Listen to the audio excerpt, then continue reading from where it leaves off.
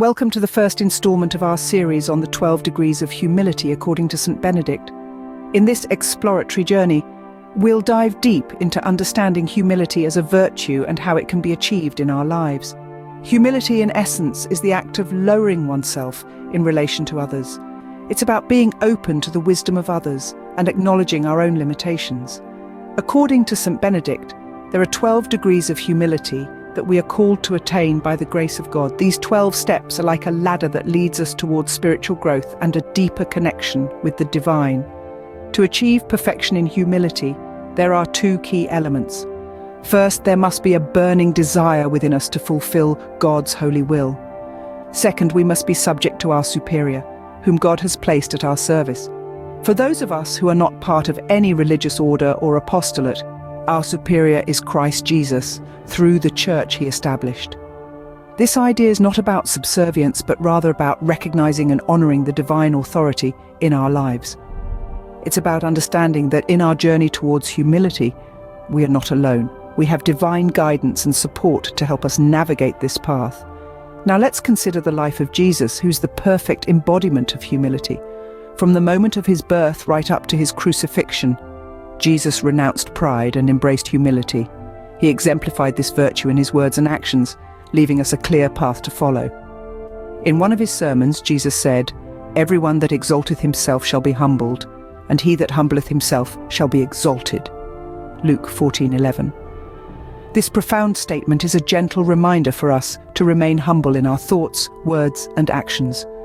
As we strive to gain everlasting glory, let us humble ourselves before God in our prayers, works, and actions. In doing so, we not only honor the divine, but also cultivate a deeper sense of self-awareness and compassion towards others. Let us now explore how Jesus exemplified humility throughout his life. Jesus exemplified humility from his birth to his crucifixion. Imagine the King of Kings, the creator of the universe, choosing to be born in a simple stable. He could have chosen a palace, an environment befitting his divine status, but he chose a humble birth setting amongst animals and shepherds. This act was his first demonstration of humility, a virtue he would embody throughout his life on earth. As Jesus grew, he continued to live out this humble lifestyle. He didn't seek the limelight or clamor for recognition. Instead, he served. He washed the feet of his disciples, a task typically assigned to the lowliest servant. He healed the sick, fed the hungry, and loved the unlovable. He associated with the outcasts of society, showing them they were valued and loved. His actions consistently reflected his words in Luke 14:11, "For all those who exalt themselves will be humbled, and those who humble themselves will be exalted." In the ultimate act of humility, Jesus willingly went to the cross. He could have called legions of angels to his rescue, but he didn't. He chose to endure the pain, the humiliation, the separation from his Father, out of love for us. His crucifixion was the epitome of selflessness and humility. It's a powerful reminder that true humility involves putting others before ourselves, even when it comes at a great cost. So, how do we apply this in our lives? We can start by following Jesus' example, by serving others, by putting their needs before our own, by showing love to those who are difficult to love. It's not easy, but with God's grace, it's possible. As we strive to follow Jesus' example, let us delve into the first degree of humility. It's about keeping the fear of God before our eyes and shunning forgetfulness. To understand that God is always watching us from heaven, that our actions are always visible to him and are constantly being reported by the angels. It's a sobering reminder of our accountability, but also a comforting assurance of his unending love and grace. Stay tuned as we continue this journey towards true humility. Opening.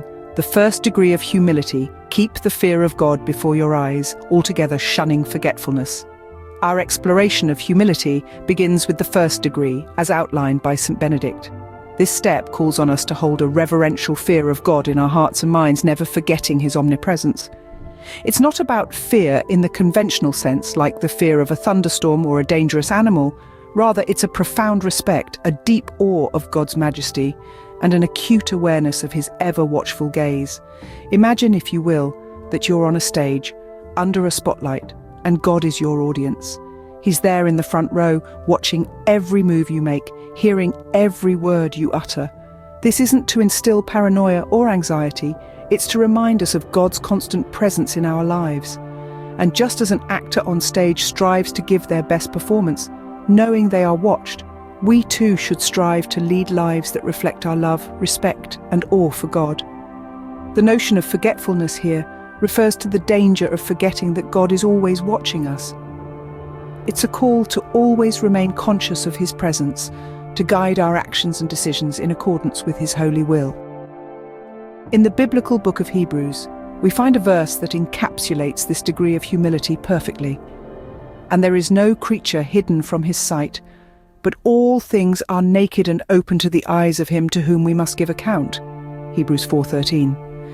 It's a powerful reminder that our actions, whether seen or unseen by human eyes, are always visible to God.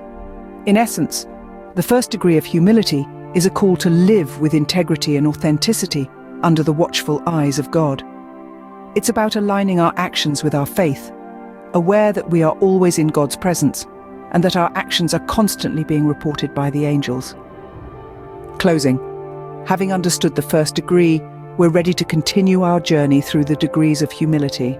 Join us in our journey through the 12 degrees of humility as we explore the path to true humility and closeness to God. Our voyage through these steps will illuminate the timeless wisdom of St. Benedict and inspire us to strive for the humility exemplified by Jesus Christ. Each degree of humility is a stepping stone, a guidepost on the path to spiritual growth. As we delve into each one, we'll uncover how they can transform our lives, our relationships, and our connection with the divine. Remember, humility is not about self-deprecation or feeling inferior. It's about recognizing our place in the grand scheme of things, acknowledging our strengths and weaknesses, and being open to learning and growth. It's about striving to fulfill God's holy will with a humble heart. We've just begun to scratch the surface of this profound topic. Stay tuned for the next video, where we'll delve into the second degree of humility.